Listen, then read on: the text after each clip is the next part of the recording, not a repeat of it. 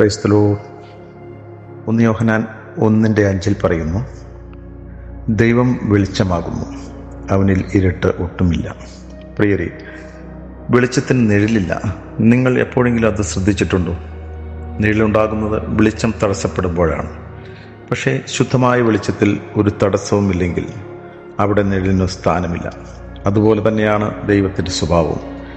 ദൈവം വെളിച്ചമാകുന്നു, അവനിൽ ഇരുട്ട് ഒട്ടുമില്ല.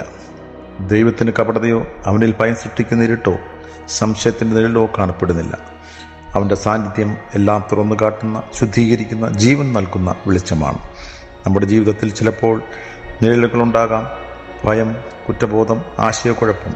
എന്നാൽ ദൈവത്തിൻ്റെ വെളിച്ചത്തിലേക്ക് നാം അടുത്തു വരുമ്പോൾ നിഴലുകൾ സ്വാഭാവികമായി അകലുന്നു.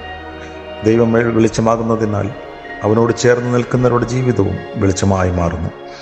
അവിടെയുണ്ട് സത്യവും സമാധാനവും, നിഴലില്ലാത്ത ഒരു ആത്മീയ സുരക്ഷയും.